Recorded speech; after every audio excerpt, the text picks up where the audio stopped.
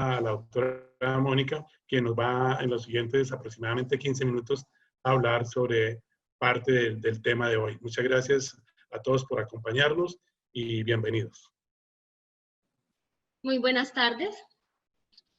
Entonces, el tema que vamos a interactuar ahora en horas de la tarde, entonces es el derecho de los niños y adolescentes a respirar un aire limpio. Contaminación se define como la presencia de sustancias nocivas en la atmósfera en concentraciones que podrían llegar a provocar daño, ya sea a nivel de la salud de la población a diferentes ecosistemas. Es importante saber y conocer esta cifra: 92% de la población mundial respira aire contaminado. Un amplio número de exposiciones ambientales se relacionan fundamentalmente con enfermedades respiratorias en los niños. Y es muy importante conocer que los pacientes menores de 5 años son los más susceptibles a desencadenar dichas enfermedades. Debemos de conocer las estadísticas a nivel mundial. Entonces vamos a conocer un poco de América Latina. Son datos aportados por la OMS. Por lo menos 100 millones de personas están expuestas a niveles de contaminación del aire por encima de los recomendados por la Organización Mundial de la Salud. Hay un estimado de 4.2 millones de muertes por año, muertes tempranas relacionado con derrame cerebral, enfermedades cardíacas a largo plazo y con casos de pulmón y enfermedades respiratorias. Se calcula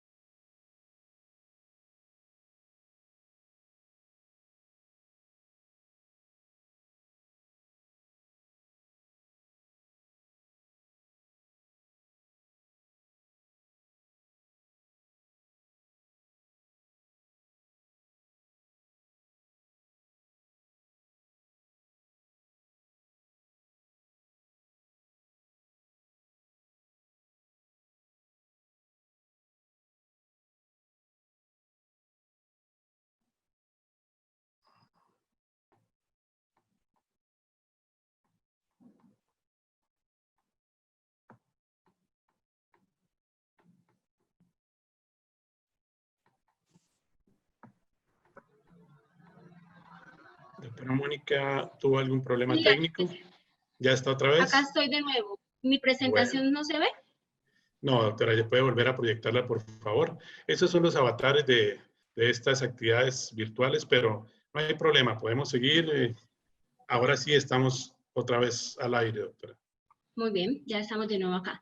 Entonces, el principal factor de riesgo de padecer asma son las sustancias y partículas inhaladas que pueden provocar reacciones alérgicas o irritar la vía respiratoria. Entonces, es muy importante saber de que la contaminación ambiental está presente en todos los lugares del mundo, ¿sí? Entonces, es algo que nos afecta y que está sumamente relacionado con la aparición de enfermedades y más con la morbilidad de cuando tenemos una enfermedad preexistente, de presentar y de que se agraven este tipo de patologías, no solamente en nuestra población infantil, sino también en la población adulta. Estos son para ilustrar simplemente unas imágenes de lo que ya les mencioné. Factores de riesgo ambientales actuales y emergentes para la salud ambiental. Residuos eléctricos y electrónicos. Esto hace referencia fundamentalmente a teléfonos móviles, o electrodomésticos que ya no se están usando y que no se reciclan. Entonces, a veces eso uno suele acumularlo en la casa y es importante tener en cuenta de que este tipo de cosas, si no se van a reciclar, hay que salir de ellos. ¿Por qué? Porque con el tiempo van emitiendo unas sustancias que son muy tóxicas y que a largo plazo puede tener unos efectos nocivos, no solamente en la salud respiratoria, sino a nivel de otros sistemas, como por ejemplo a nivel neurológico pueden aparecer déficit de atención, alteraciones del aprendizaje. El cambio climático. El cambio climático es sumamente importante cuando aumenta la temperatura y aumentan las concentraciones de dióxido de carbono. ¿Qué sucede? Aumenta, se da pie para que haya mayor formación de polen. El polen está relacionado sumamente con enfermedades respiratorias, entonces es importante. No acceso a servicios básicos, hace referencia al agua, al saneamiento, a nuestras viviendas cuando hay contaminantes como el cocinar con leña o desencadenantes como el humo del cigarrillo. Entonces tengan en cuenta, no solamente son enfermedades respiratorias, sino que también pueden desencadenar diarreas crónicas o enfermedades diarreicas agudas. Y productos clínicos como los plaguicidas que en la industria, en la agricultura, si esto no, digamos, no hay un control de esto está en el aire, en el agua y en los alimentos, generando pues efectos deletéreos para la salud. Entonces voy a mencionarles los contaminantes atmosféricos. Dentro de ellos está el material particulado. El material particulado es una sustancia sólida y líquida que se encuentra a nivel del aire que respiramos. ¿Sí? Es minúsculo su tamaño. Entonces, de acuerdo a su tamaño, puede ser grueso y puede ser de partículas finas. Partículas gruesas son de entre 2.5 y 10 micras. ¿De dónde vienen este tipo de sustancias? Vienen del polvo, de la tierra, de materiales como la agricultura, y la partícula fina, uso de vehículos de gasolina, diésel, combustión de combustibles para generación de energía y procesos industriales. Entonces, estas partículas, ¿qué hacen en la vía respiratoria? Generan una inflamación que puede ser local y sistémica. Estas partículas, de acuerdo a su tamaño, van a tener un impacto. Las partículas gruesas se van a depositar, van a tener un mayor impacto a nivel de la vía aérea superior. Fosas nasales, faringe. Y las partículas finas son aquellas partículas que se quedan en la circulación y con el tiempo ya se van a depositar a nivel pulmonar y a llegar al alveolo pulmonar con consecuencias significativas respiratorias. El dióxido de nitrógeno es el contaminante de mayor incidencia en el mundo. Importante dato que el 55% se encuentra en la zona urbana y que hay estudios epidemiológicos en niños que lo relacionan con aumento de deterioro de la función pulmonar y aumento de enfermedades respiratorias como el asma. Entonces, se emite principalmente como resultado de la combustión de alta temperatura, calderas industriales y vehículos. El tráfico vehicular es una fuente dominante. El ozono no es emitido directamente, se forma en la atmósfera y participan los rayos ultravioleta. Entonces, a partir de allí, ¿de dónde se emite este gas? Principalmente, como se podrán dar cuenta, los vehículos forman una fuente principal de todo ese tipo de contaminantes atmosféricos. Y esta tablita que les estoy ilustrando acá, muy colorida, hace referencia al índice de calidad del aire. Entonces, en las ciudades donde tenemos mayor fuente de contaminación, existen un monitoreo que lo que hace es que permite informarnos día a día, digamos así, o semana tras semana, la calidad del aire. Y está en colores para facilitar su interpretación. Entonces, es buena cuando es el color verde, aceptable el amarillo, y ya empieza a generar algunos efectos contraproducentes en la salud a nivel del color naranja. Es importante porque, como ustedes se podrán haber dado cuenta en las noticias, cuando esto empieza a estar en color naranja, entonces ya se tienen que empezar a tomar directrices a nivel de salud pública que intervengan a favor pues, de esto. Y para finalizar, les voy a contar los efectos adversos de los contaminantes aéreos sobre el sistema respiratorio. Entonces, cada uno de estos contaminantes puede generar efectos a corto y a largo plazo. Entonces, está relacionado con aumento de la morbimortalidad respiratoria, hay disminución en la función pulmonar, pueden aparecer el síndrome bronquial obstructivo recurrente, hay hiperactividad bronquial, si digamos está predominando el monóxido de carbono, entonces hay dificultad y disminución en la capacidad para hacer ejercicio. Y cuando está relacionado, y cuando esto ya es con el tiempo a largo plazo, pues hay mayor desarrollo de cáncer digámoslo más en el adulto. Pero no solamente el aparato respiratorio es el que se ve afectado, también los demás otros órganos y sistemas se afectan por la contaminación ambiental. Entonces está el sistema cardiovascular, está la embarazada, está la afectación a nivel del sistema nervioso, a nivel renal, hematopoyético, óseo, la piel, sumamente importante, y los ojos. Entonces, ¿qué puede pasar a nivel cardiovascular? Puede aparecer hipertensión arterial. ¿Qué puede pasar a nivel del binomio madre-hijo? Puede haber restricción del crecimiento intrauterino, baja talla al nacer. A nivel neurológico puede aparecer cefalea, irritabilidad, hiperactividad, entre otros. Y así sucesivamente se va generando un impacto negativo a nivel de la salud de nuestra población. Espero haber sido muy clara y que haya sido fructífero este ratico. En este momento continuamos con el doctor William Parra.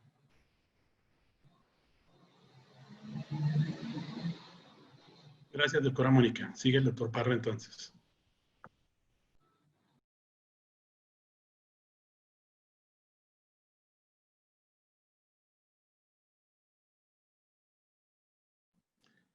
¿Nos puede compartir su pantalla, doctor Parra, por favor? Les recordamos que al final va a haber una sesión de preguntas, entonces no se preocupen.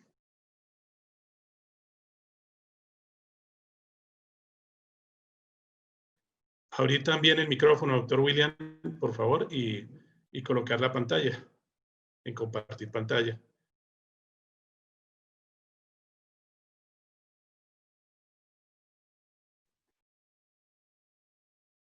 Doctor Parra, por favor, abra el micrófono. Micrófono. Sí, listo. Le doy compartir pantalla, pero no me abre. En la parte inferior. Sí. Mónica, ¿ya lo cerró ya? Doctora Mónica, ¿ya cerraste la pantalla tuya? Sí, Sí, creo que sí. Sí, ya dejé compartir. Sí, porque estamos nosotros. Entonces, es simplemente en la parte de abajo, compartir pantalla. Sí, le estoy dando compartir pantalla, pero no sale.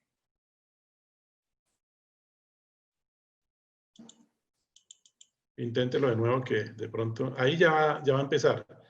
Listo. ¿Salió la imagen? Sí, sí, señor. No se ve bien, sino con el corazón. Ahora falta que la ponga en pantalla completa. Perfecto. ¿Está bien? Sí, señor. Ya está todo bien.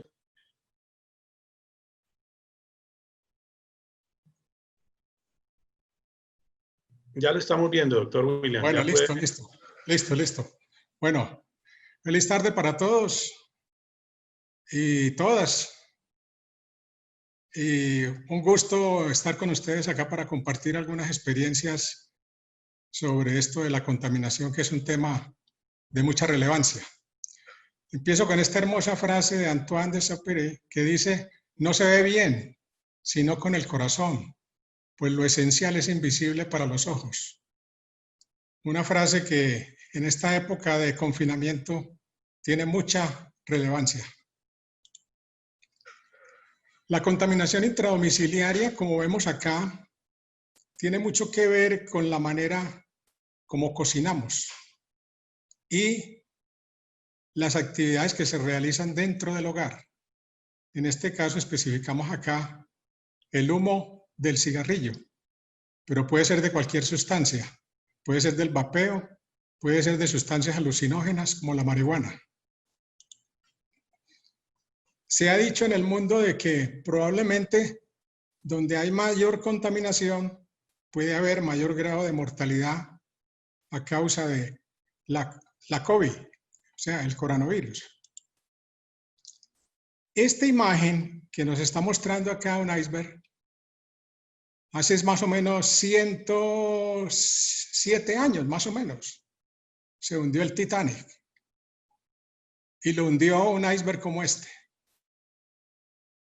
Precisamente porque no tomaron en cuenta la magnitud de lo que hay por debajo. Y es lo que nosotros tenemos que mirar aquí también, todo lo que hay que no hemos sabido y no conocemos hasta el momento de contaminantes a nivel intradomiciliario. La Organización Mundial de la Salud menciona que más o menos 3.000 millones de personas, somos más o menos 8.000 millones de personas en el mundo, pero 3.000 millones todavía cocinan con derivados de madera, con residuos agrícolas o con carbón. O sea que muchas familias están expuestas a este contaminante, este humo. Más o menos 4 millones de personas mueren prematuramente por enfermedades atribuibles a la contaminación del aire en los hogares. Sencillamente porque están expuestos a estos combustibles sólidos para cocinar. Cada año se presentan más o menos 3.8 millones de defunciones prematuras por enfermedades no transmisibles, entre ellas fundamentalmente los accidentes cerebrovasculares, las cardiopatías, las neumopatías crónicas o el cáncer de pulmón. Y en lo que se refiere a los niños, más del 50% de las muertes por neumonía en niños menores de 5 años son causadas por partículas inhaladas al interior de sus hogares. O sea que las cifras son dramáticas. ¿Qué tenemos en Colombia? ¿Cómo cocinamos los colombianos? Entonces, en Colombia, el gas propano, que es este gas que viene en estos cilindros, es un gas líquido de petróleo, lo utilizan más o menos 11 millones y medio de personas. Eso equivale al 22% de la población. Solamente el 60% de los hogares colombianos tienen acceso al gas natural. Un 2% con electricidad, mucho más costosa, pero este 11%, que son más de 5 millones de colombianos, están expuestos a la biomasa, madera o al carbón. El 11% de la población colombiana. Esas son las cifras nuestras. Entonces, ¿de qué depende que esos contaminantes sean más nocivos en el hogar? Pues, ¿cuánto tiempo permanecemos en nuestras casas? Entonces, estas estadísticas, nosotros no tenemos estadísticas nuestras, pero estas estadísticas son de Estados Unidos y de otros países de Europa, donde muestran que el 87% del tiempo permanecemos en las habitaciones, o sea, en la casa. Un 6% a nivel del vehículo. Aquí cuando hablamos de vehículo puede ser el vehículo particular o el vehículo de transporte. Y 7% en el exterior. O sea que en un 7% de los casos nosotros estamos expuestos a la contaminación ambiental. En cambio, en el más del 80% estamos expuestos a la contaminación intradomiciliaria. O sea que eso marca una gran diferencia y por eso es tan importante este 87% en la casa y en este tiempo de confinamiento es el 100%. ¿Sí? O sea, mucho más expuestos todavía. Los compuestos que forman parte de la contaminación atmosférica contaminan también el aire intradomiciliario. ¿Sí? Se supone que entra. El aire externo entra a la casa. Pero aquí está una gran diferencia. El aire atmosférico se difunde y distribuye de manera homogénea, afectando por igual a toda la comunidad. Aunque en una misma ciudad podemos tener zonas de mayor contaminación porque hay más tráfico vehicular, sobre todo vehículos pesados, porque los vehículos pesados son los que verdaderamente contaminan. Volquetas, camiones y buses. Los carros particulares solamente participan en un porcentaje mínimo, el 2%, 2.5%, o sea que prácticamente no es relevante. En cambio, a nivel intradomiciliario, esa afectación de los contaminantes depende del nivel socioeconómico de los moradores. Entonces, la dilución de los contaminantes en espacios cerrados depende del volumen de aire en las habitaciones, pero también esto depende del tamaño. O sea, no es lo mismo estar uno confinado en 35 o 40 metros cuadrados con 8 personas que esos mismos 45 metros cuadrados con 3 o 2 personas. O sea, totalmente diferente, ¿cierto? Y por otro lado, la eliminación. ¿Cómo se eliminan esos contaminantes? ¿Sí? O sea, ¿qué tipo de aireación tienen estas viviendas? Lamentablemente en nuestro medio todavía existe la cultura de cerrar las ventanas. ¿Por qué? Porque la gente le tiene miedo. Si está afuera, le tiene miedo al sereno. Pero si está dentro de la casa, el sereno entra a la casa, parece que fuera así, ¿cierto? Entonces la gente cierra las ventanas. O sea que no hay ese cambio que debe haber, ese intercambio de aire, que va a ser el que va a sacar todos estos contaminantes. Entonces, la calidad del aire en estos espacios cerrados es multifactorial. Entonces depende de los hábitos de los moradores. Por ejemplo, si son fumadores, entonces ahí va a haber más contaminación. Del nivel socioeconómico, porque de esto va a depender no solamente unos hábitos, sino también unos espacios. Del intercambio del aire, o sea, la manera como está ventilado ese sitio el hogar, mejor dicho, la vivienda. Y cómo se remueven estos contaminantes. ¿Cuál es el origen entonces de estos contaminantes intradomiciliarios? En primer lugar, depende de derivados de la combustión.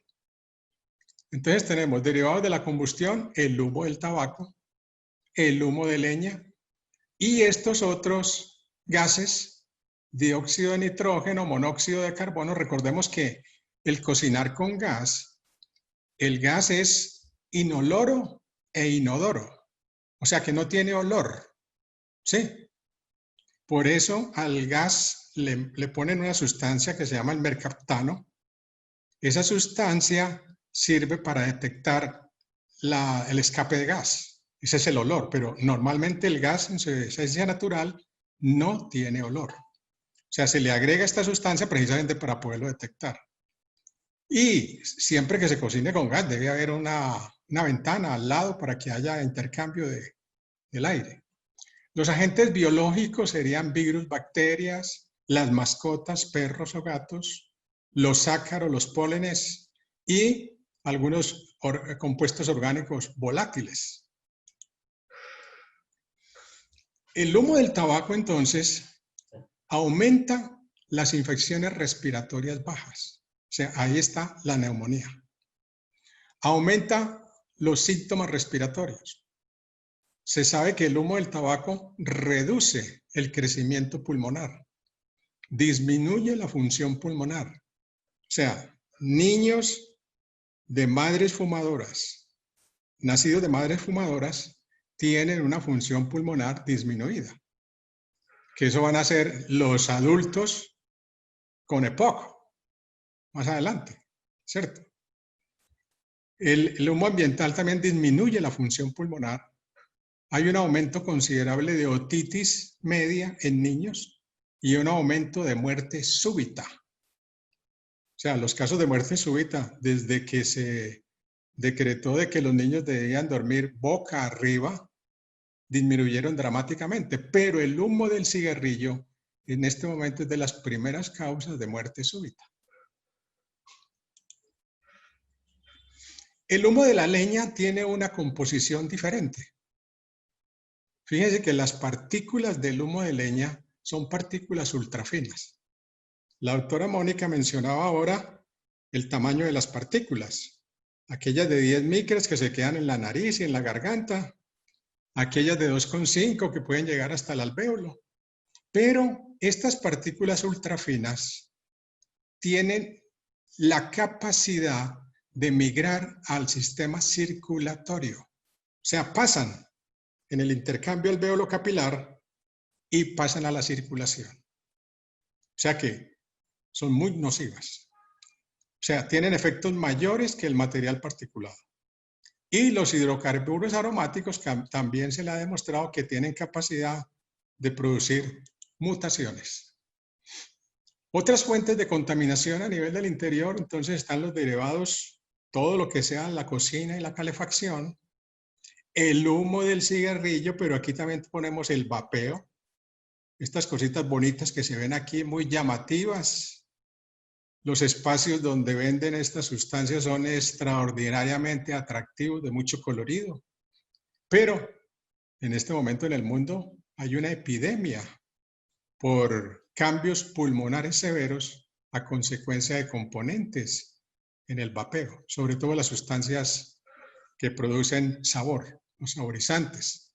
La marihuana es otra de las sustancias que se consumen y ha aumentado el consumo durante este confinamiento, o sea que también produce sus efectos secundarios. La humedad, la caspa de los animales, las pinturas, el material de construcción, todo esto va a determinar entonces los componentes de la contaminación a nivel interior. Como productos del tabaco, o sea, el tabaco prácticamente se fuma en todas las, mejor dicho, lo que ustedes se imagine, así se lo fuman, ¿cierto? Ripio, en tabaco, mascado, en rapé, con el vapeo, con la famosa narguila o las pipas de agua, ¿cierto? El vapeador. Todas son diferentes formas, pero nicotina es nicotina y tiene los mismos efectos secundarios por cualquier vía que se inhale. No existe una manera sana de consumir el tabaco, ya sea inhalado, olfateado o masticado. Así se reduzcan algunos de los ingredientes peligrosos o se le mezcle otros ingredientes. Esto es para enfatizar las famosas pipas o las narguilas o el vapeo, a pesar de que se le mezclen diferentes sustancias. Tabaco y nicotina siguen siendo nocivos. Entonces el consumo del tabaco afecta a todos los niveles.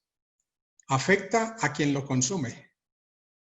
Afecta a los que no consumen, en este caso los niños. Están expuestos al humo de segunda o de tercera mano, ¿sí? Hasta la mascota, ¿cierto? Por ahí hay una anécdota de que el caballo de aquel famoso jinete que tenía patrocinaba una marca de cigarrillos, Marlboro, el caballo falleció de cáncer. Parece un chiste, pero es la realidad, así que no lo tomen a pecho. Y a nivel ambiental, el tabaco también contamina, porque todas las colillas van a los espacios públicos. Entonces, el humo del tabaco tiene efectos, por ejemplo, sobre el feto, retardo en el crecimiento intrauterino, prematurez, es mayor si se excede más de 40 microgramos de material particulado 10.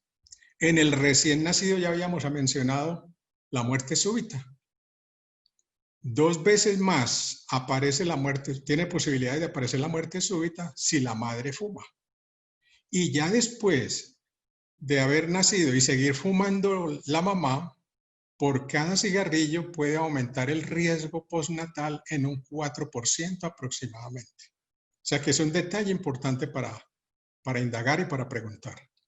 Y en el lactante origina aumento considerable de otitis media, neumonía, bronquiolitis, asma, tos, y en escolares va a producir disminución en el rendimiento escolar.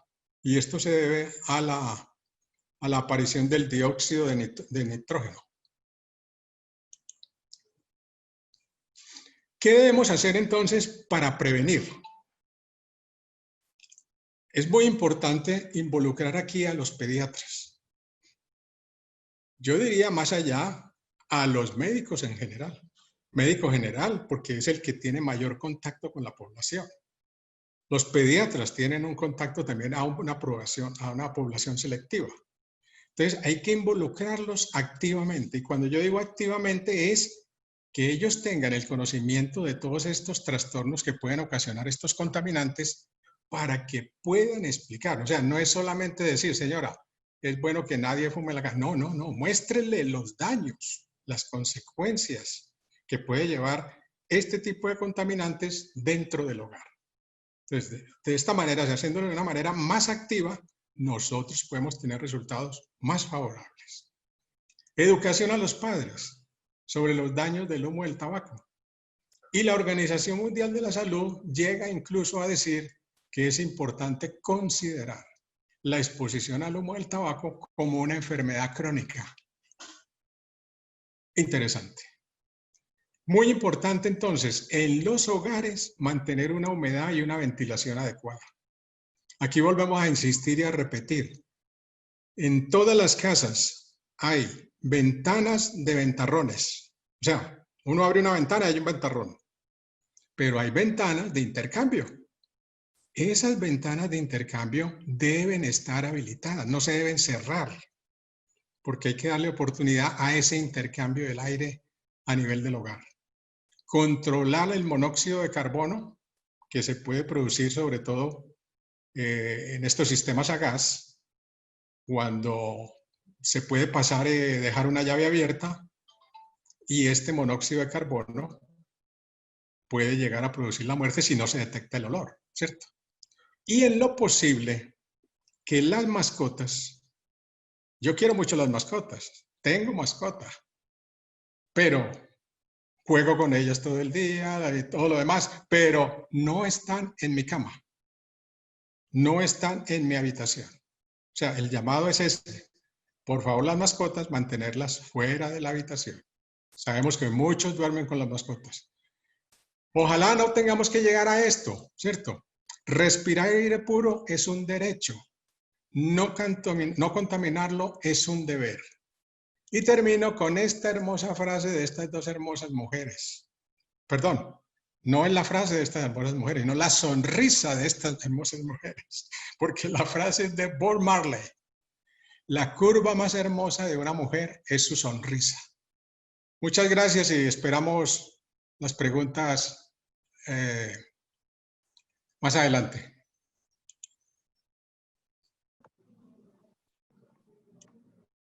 Bueno, ahora sigo yo. Voy a, después de las charlas de mis compañeros Mónica y el doctor William Parra, compartir mi pantalla para terminar la sesión y después continuar con las preguntas.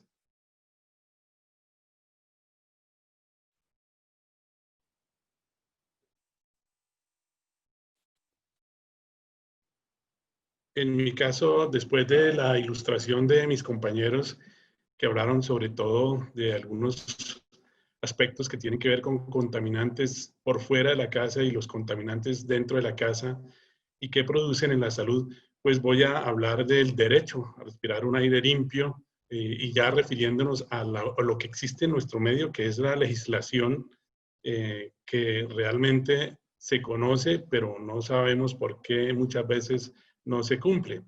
Y para volver un poquito atrás nuevamente, es muy importante que tengamos en cuenta que la Organización Mundial de la Salud desarrolla y elabora directrices sobre la calidad del aire, en las que recomienda límites máximos de exposición a los principales contaminantes. La doctora Mónica ya les habló de ellos.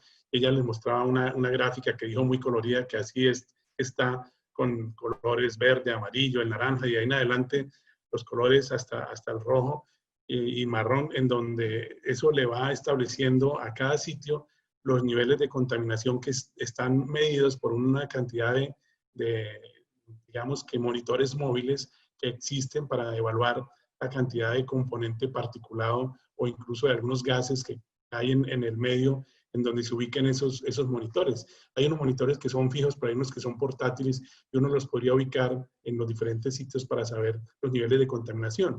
Y si se conoce ese valor, pues es así como se establecen las políticas de salud pública para decir en un momento dado vamos a poner un día sin carro o vamos a poner el día de la cicla. Tantas cosas que generan controversias que para algunos no tienen mucho impacto, pero cuando uno se pone a revisar y vamos a hablar, es posible que sí lo tengan.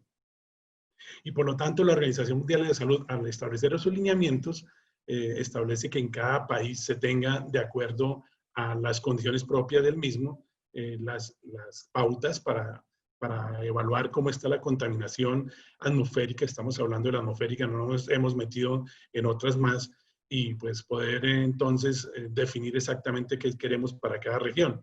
Y ellos se han encargado en la Organización Mundial de la Salud de evaluar 3 aspectos, como son la mortalidad por contaminación del aire, el acceso a combustibles y tecnologías limpias y la calidad del aire en las ciudades. Es la responsabilidad como uno de los objetivos del desarrollo sostenible que la Organización Mundial de la Salud evalúa. Y esta gráfica la quise poner no para que crean que la voy a leer toda y es muy saturada, sino que así aparece en una publicación del Valle del Cauca, en donde hace un par de años han comenzado a tener, al igual que muchas ciudades del país, problemas serios con los contaminantes extradomiciliarios y la contaminación atmosférica, lo que se llama outdoor, por fuera de la casa. Y miren la cantidad de decretos. El primer decreto, la primera norma de emisión del aire en el país fue en 1982. Y la norma que nos rige en este momento, la más importante, es la resolución 2254 de 2017. Pero si ustedes miran, hay una cantidad de resoluciones, más de 20 en esta diapositiva, que hablan de todos los cuidados que hay que tener con el aire. Entonces no sabemos por qué vivimos en sitios tan contaminados. Y esto es a lo que yo me refería. El Ministerio de Ambiente y Desarrollo Sostenible, en la resolución 2254 del 1 de noviembre del 2017, adopta la norma de calidad del aire ambiente y se dictan otras disposiciones. Y en la introducción dicen que considerando que los artículos 79 y 80, miren, esto es constitucional, que consagra el derecho colectivo a gozar de un ambiente sano y el deber del Estado de proteger la diversidad e integridad del ambiente, planificar el manejo y aprovechamiento de los recursos naturales a fin de garantizar su desarrollo sostenible, su conservación, restauración o sustitución y prevenir los factores de deterioro ambiental. Y pareciera que nosotros nos damos cuenta de todo esto y estamos nosotros mismos intoxicando la tierra y llenándola de una cantidad de contaminantes. Esta foto que encontré me pareció muy diciente y pues es como para que entre todos nos concienticemos que el aire limpio es cuestión de que todos actuemos y todos participemos. Y más adelante les voy a mostrar que en esta resolución que les estoy mostrando es lo que se propone y pues cómo habría que hacer para cumplirlo. Y además dice que todos estos artículos de un decreto de 2015 establecen la competencia del Ministerio de Ambiente y Desarrollo Sostenible para establecer la norma de calidad del aire o emisión y los niveles periódicos de la misma, estableciendo también el control de la contaminación atmosférica. Y aparecen las soluciones que se proponen para reducir la contaminación del aire en nuestro país. Aquí hay un listado de aproximadamente también 20 medidas. No voy a leer toda esta diapositiva porque la he tratado de discriminar un poquito más gráfica para que ustedes pues como que entiendan y entre todos empecemos a trabajar para mejorar la situación de nuestro aire contaminado. En primer lugar, el parque automotor tiene bastante que ver. El doctor Parra dio unas cifras que son ciertas, pero es que un gran porcentaje de los contaminantes provienen de los vehículos pesados.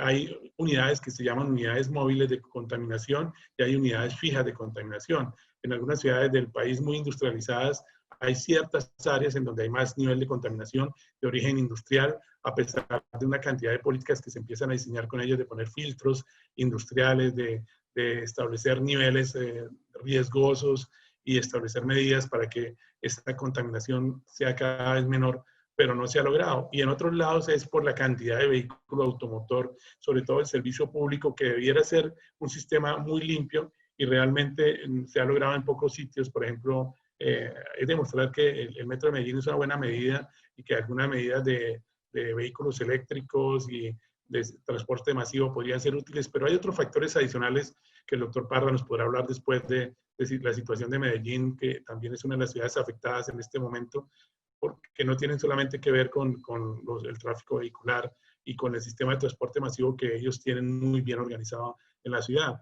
Entonces, nos proponen que los vehículos eléctricos o los híbridos, como este modelo, yo no vengo a hacerle propaganda a ninguno, pero existen modelos que permiten hacer la transición entre los vehículos de gasolina y diésel, que es uno de los contaminantes de los vehículos, de los combustibles, pues que contaminan más, y tenemos que buscar cómo disminuir esa realidad. Entonces, también hay que reforzar los programas de seguimiento del cumplimiento de la normativa. Y ustedes ven, hay una gran cantidad de normas, ¿por qué no las cumplimos? mejoramiento y modernización del monitoreo de contaminantes. Este es uno de los monitores que uno encuentra en los diferentes sitios. Yo hablo, por ejemplo, en mi localidad, en Bucaramanga y el área metropolitana, hay la posibilidad de tener la medición de emisión de gases en 5 unidades que están relativamente fijas en algunos sitios, pero se pueden desplazar a otros lugares en la medida que uno considere que esas zonas están ganando en contaminación y entonces van saliendo las alertas. También hemos tenido alertas aquí en Bucaramanga con los niveles de contaminantes, ni hablar Bogotá, también se ha mencionado Barranquilla, Cali, Medellín, bueno, las ciudades que tienen más industrialización y más vehículo automotor y otras fuentes que se empezaron a considerar, que ya el doctor Parra y la doctora Mónica les han mencionado. También hay que empezar, por ejemplo, a establecer créditos blandos, decían, para el estímulo de uso de adquisición de vehículos eléctricos, programas de mantenimiento preventivo vehicular.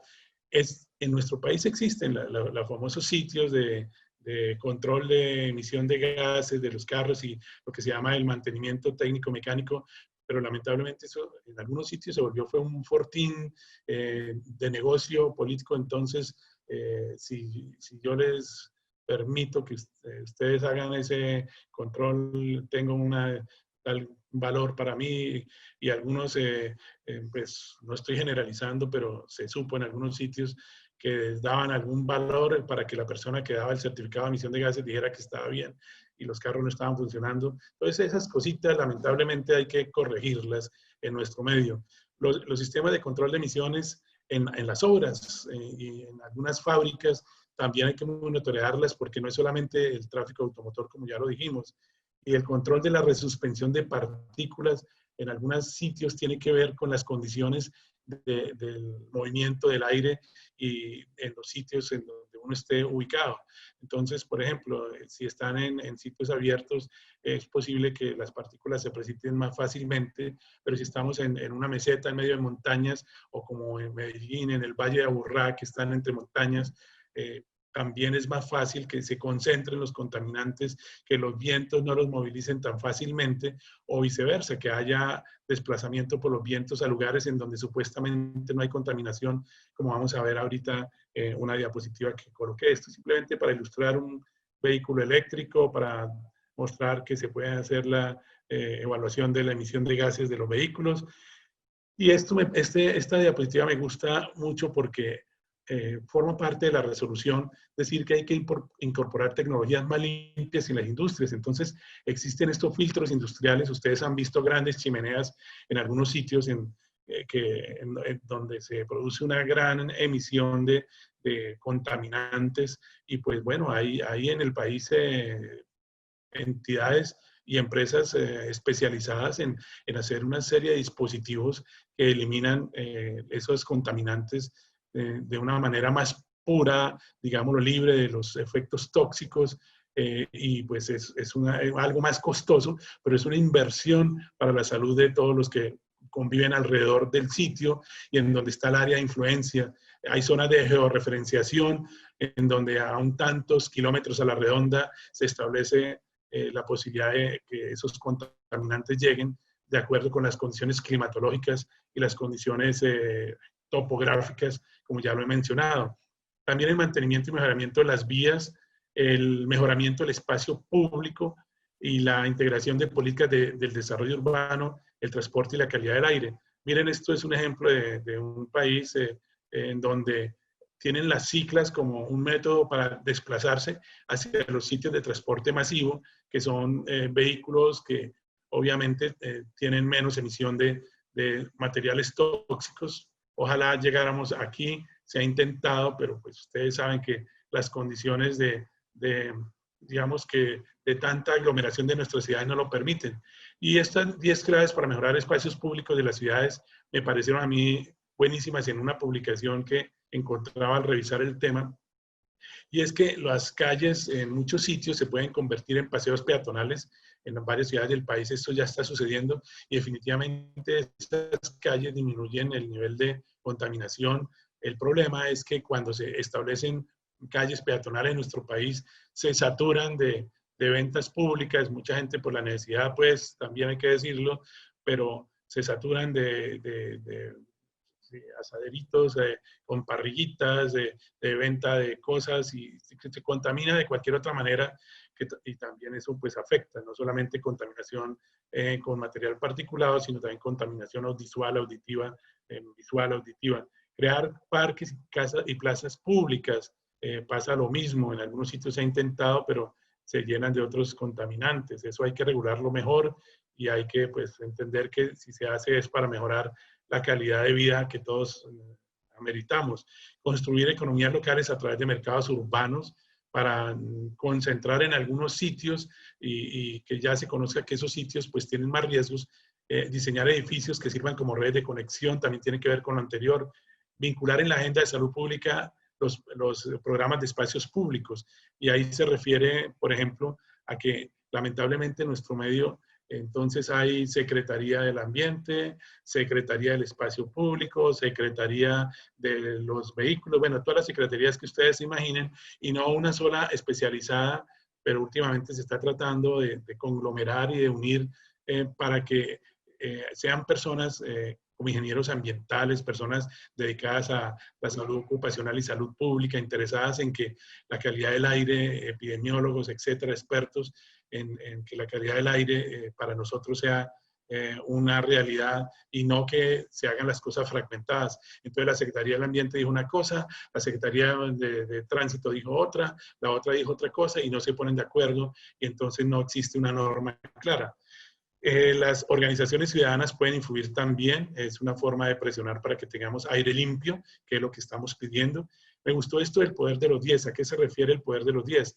Se refiere a que hagamos atractivos las diferentes áreas de las diferentes ciudades.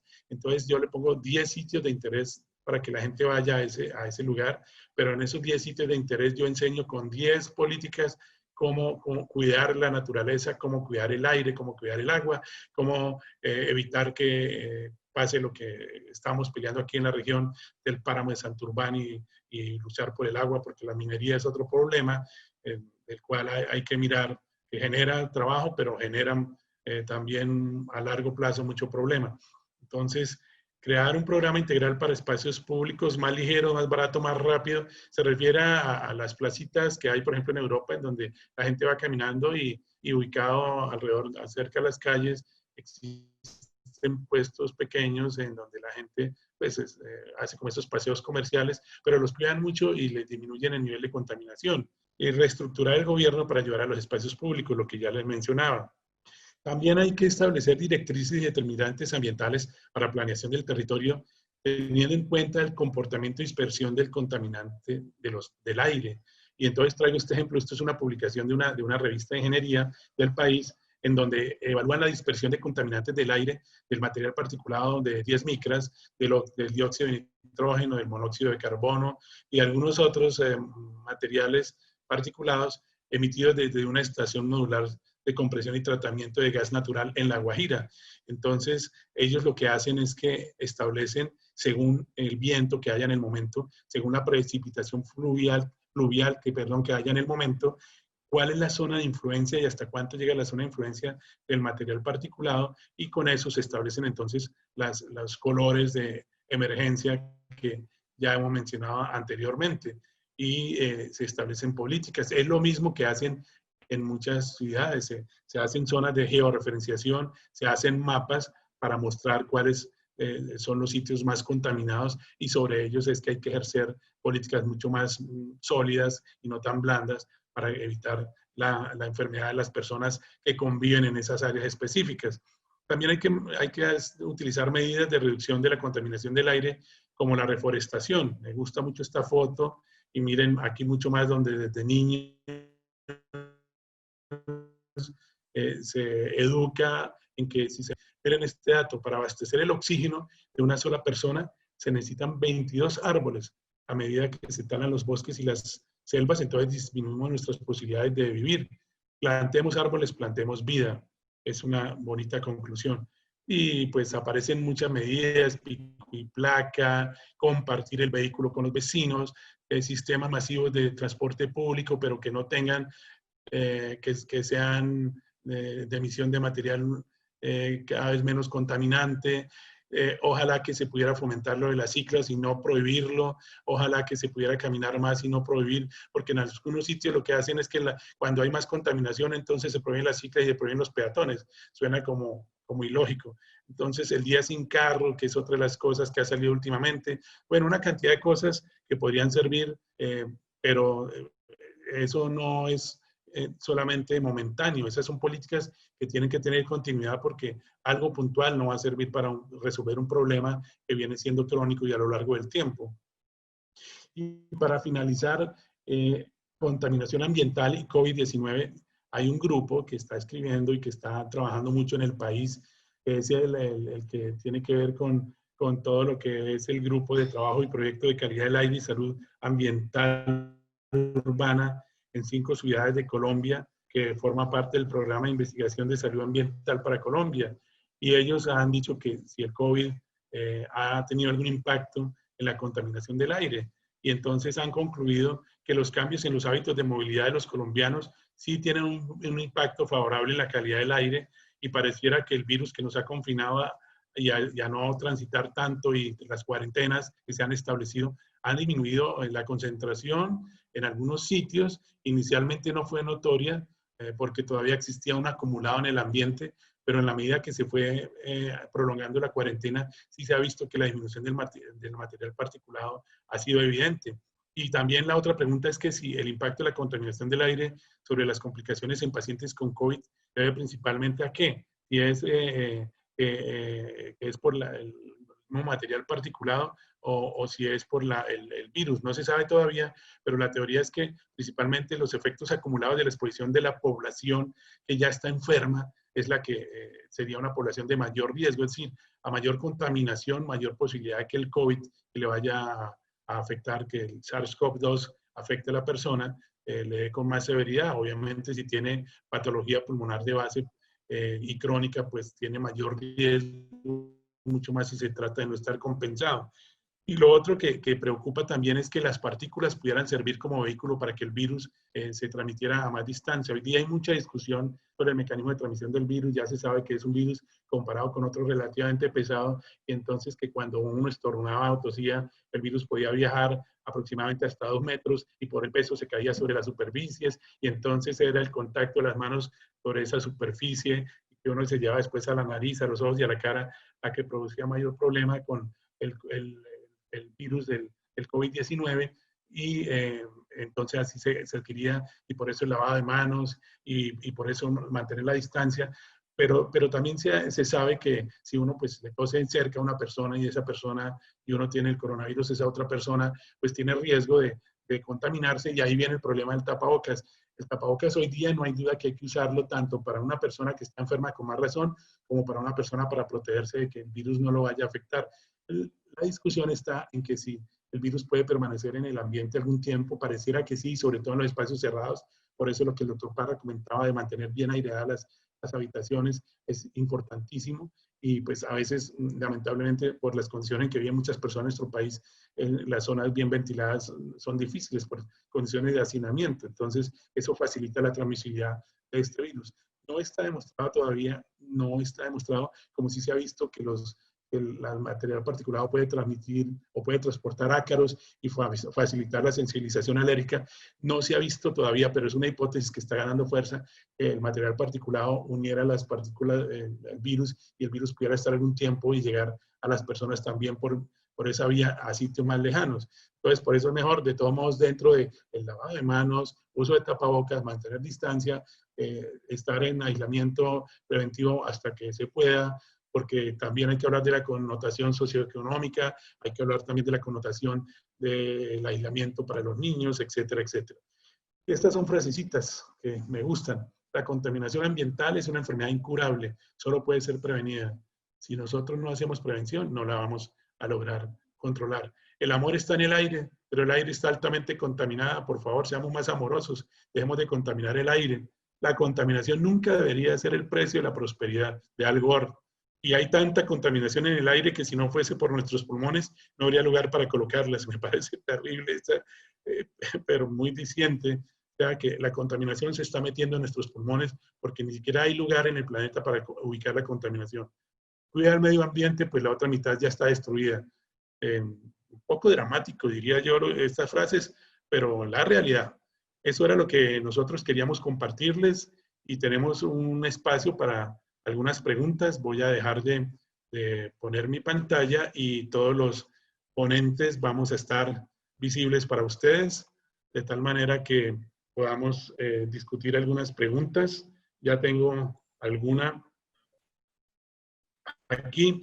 Yo creo que esta pregunta la podemos discutir entre todos porque me pareció una pregunta bastante filosófica y pues interesante. Y por cierto, veo que quien la realiza es un querido colega, compañero mío muy apreciado, radicado en San Gil, Santander, el doctor Carlos Alberto Guarín. Nos pregunta, tal parece que estamos contribuyendo a que el ambiente se limpie, que es más o menos lo que yo decía con lo del coronavirus. Él dice, obligados, pero al final es útil. ¿Creen ustedes que podríamos sobrevivir mucho tiempo así como vivimos ahora? Doctor William, ¿usted quiere decir algo sobre esa pregunta? Y doctora Mónica, ¿podemos discutir algo? Es profunda, diría yo. El problema es que si vivimos confinados, la economía nos mata. Hay que abrir los mercados, tenemos que convivir y convivir con el medio ambiente de una manera amigable. Así es. Sí, eso es una discusión que había últimamente. Doctora Mónica, ¿quiere decir algo? Yo ahorita de pronto comento alguna cosa. Doctor, respondiendo un poco la pregunta, sí que tiene un fondo bastante filosófico, es verdad. El confinamiento ha mejorado muchísimo los índices de contaminación ambiental. La supervivencia está relacionada también con cada uno, ¿no? Digamos, de acuerdo a los factores inherentes que tenga el paciente, de acuerdo a la edad que tenga el paciente. Así que son cosas que ya no podemos modificar nuestras, pero que sí tenemos que modificar al ambiente, digamos, con que cada uno aporte una conducta educativa o haciendo una prevención primaria contra la contaminación ambiental. Bueno, y pues la pregunta que hace el doctor Guarín, que ya el doctor Parra mencionó, y la doctora Mónica, que pues hay factores propios de las personas que tienen pues riesgos por los cuales hay que pensar bien quiénes se exponen y quiénes no se exponen en este momento a la situación del coronavirus 19 y la situación económica que menciona el doctor Parra, pues es cierto, pero nadie en este momento todavía tiene la respuesta. De hecho, ustedes han visto que hay países en donde han abierto y han cerrado, han abierto, han cerrado. Es una política que llaman de acordeón, que se estira, se encoge, se estira, se encoge. Otros la llaman una estrategia inteligente de cuarentena. Y es obvio que hay que irse acomodando según las circunstancias de cada sitio. No puede ser lo mismo incluso lo que se haga en un país que ya en la curva de la presentación del pico de la infección por el COVID va hacia abajo, que la que, como en nuestro país, vamos llegando al momento de más casos y pues que había que ser más cautelosos. Y hoy discutíamos en un chat con otros colegas neumólogos pediatras que, por ejemplo, nos están preguntando mucho el ingreso a los colegios.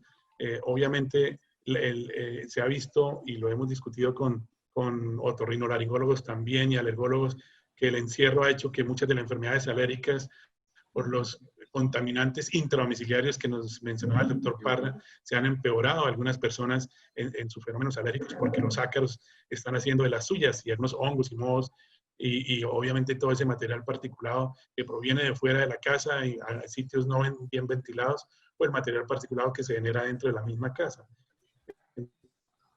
Entonces, no sé si de alguna manera le estamos respondiendo al colega Carlitos Guarín allá en San Gil, y yo me imagino que en San Gil pues los niveles de contaminación no están como en otras ciudades del país, y pues eso tiene otras connotaciones diferentes. Entonces, hoy día lo que se está hablando, y tuvimos una gran sesión hace unos 15 días con un invitado internacional, el doctor Franco, epidemiólogo colombiano,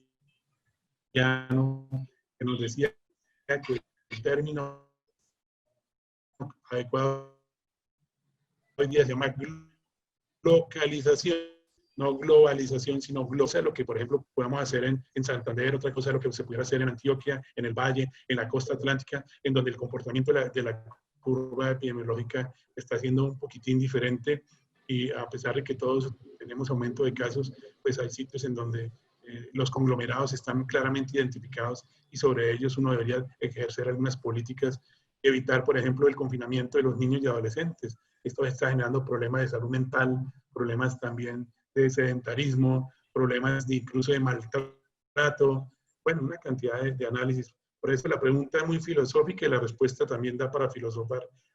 Hay otras preguntas que les voy a pasar. Pues espero, doctor Guarín, que algo sirva lo que estamos conversando, y pues ideas recibimos muchísimas y todos ustedes pues nos pueden ir ayudando porque es una decisión entre todos. Evitar la contaminación es una decisión de todos, como dijimos, y hacer que las demás personas colaboren también en esta pandemia y la relación con la contaminación también es una decisión que debemos coger. Hay una pregunta de la señora Elisa Molina.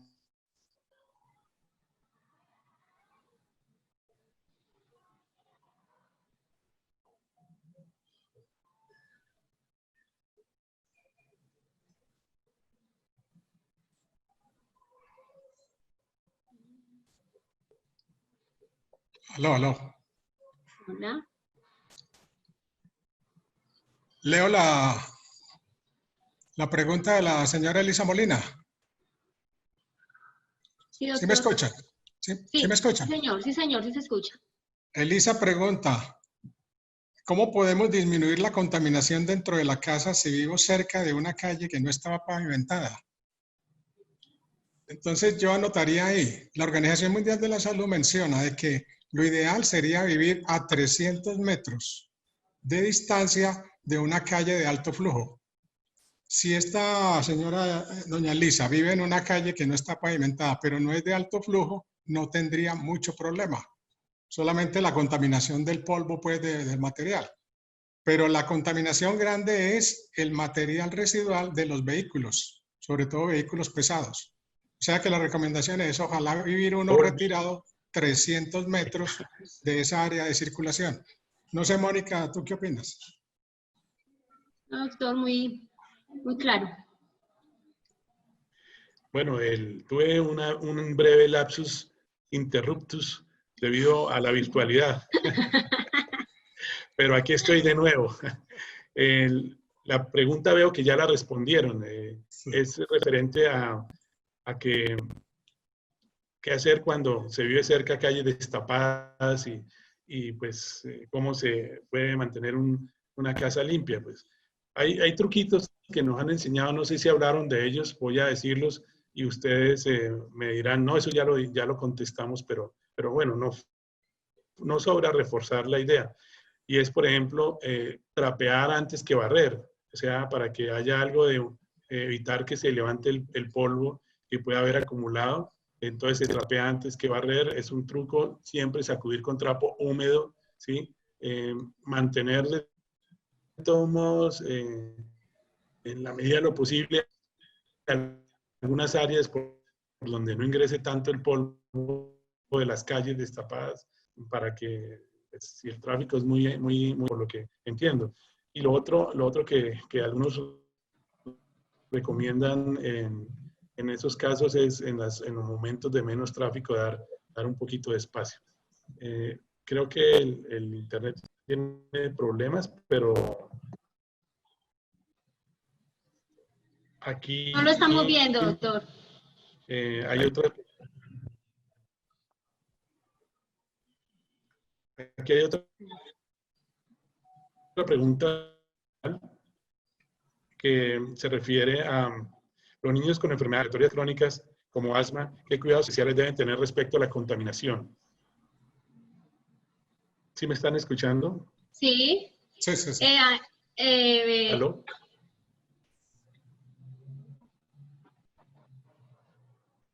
Hola. Asma y contaminación. ¿Qué recomendaciones? Adelante, Mónica. Bueno, perfecto. Entonces, fíjense que no solamente el humo, el fumar es el único factor ambiental que desencadena las enfermedades respiratorias en nuestra población. Son muchos más los factores de riesgo y ambientales que están relacionados con la exacerbación respiratoria de nuestros niños. Entonces, por supuesto, nosotros siempre en nuestra consulta siempre recalcamos mucho el fumar, digámoslo, el contacto con alergenos, todo lo que mencionaba el doctor de la forma de sacudir, de barrer antes, de trapear antes de, y finalmente lo de la ventilación, ¿no? O sea que todos esos aspectos contribuyen a que haya una mejor salud respiratoria. Doctor Parra, ¿algo más que añadir? No, habría que notar de que lamentablemente en nuestro medio los centros educativos están construidos en los sitios de convergencia de las grandes avenidas o las grandes circulaciones de vehículos. Y eso está afectando, o sea, lamentablemente no tenemos estudios para demostrar eso, pero en otras partes del mundo se ha demostrado que cuando los colegios o las escuelas quedan muy cerca de los sitios de alta circulación, esos niños están siendo contaminados por el material particulado y tienen menor comprensión y afecta también la posibilidad de resolver problemas. O sea que es una población que está ahí vulnerable y sería un llamado para las autoridades de que, por favor, todos los conglomerados de colegios, universidades o escuelas se retiren de las áreas de alta circulación. Uno ve que en los Estados Unidos todas las escuelas están más o menos a 300 metros de las vías principales. O sea, es algo que nosotros deberíamos hacer en nuestro medio también.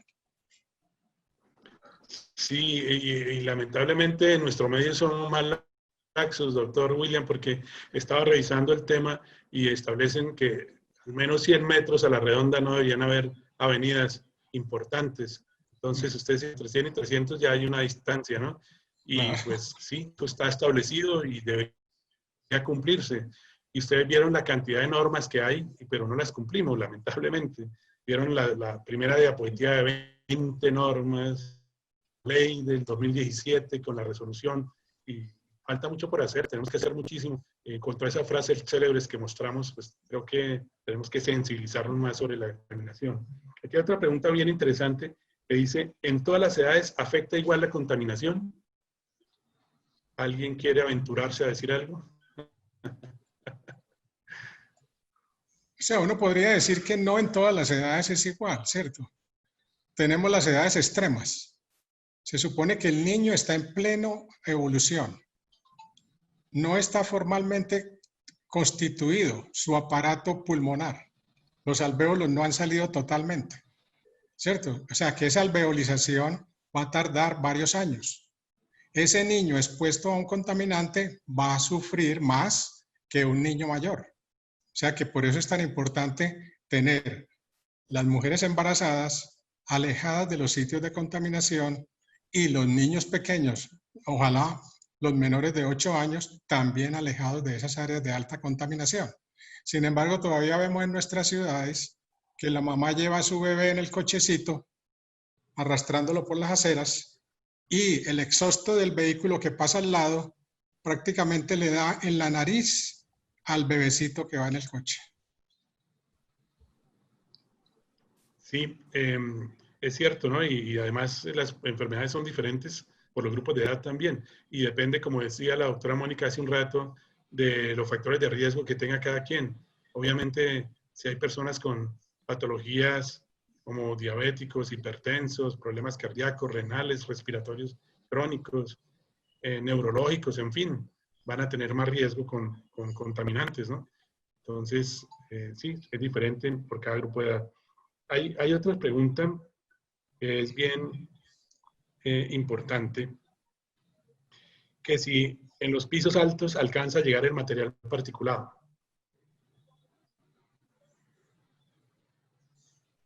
Mónica. ¿Me escucharon? Hola. La pregunta? ¿Alguno de nosotros?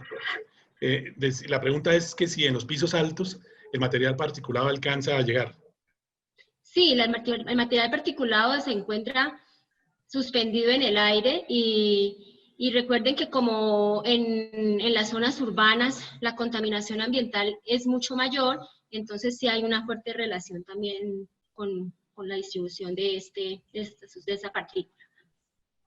Claro, y las capas atmosféricas claramente tienen que ver con el acúmulo de estos material particulado y incluso en las edificaciones más altas, estas capas atmosféricas tienen concentraciones de ese material particulado y depende de factores como dijimos, del viento, de la pluviosidad, pero obviamente que sí tiene que ver con la humedad relativa también, etcétera.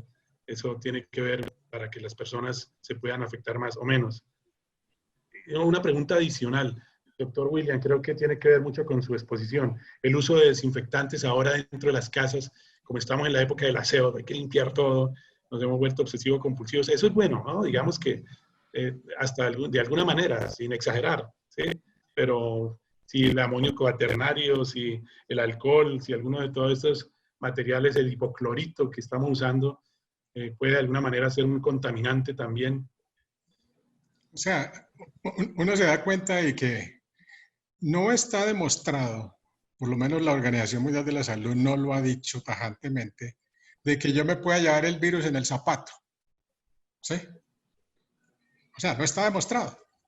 ¿Cierto? Sin embargo, utilizamos una serie de elementos desinfectantes en el hogar que están contribuyendo. Puede ser que se esterilice el zapato, la suela del zapato. Vamos a suponer que sí.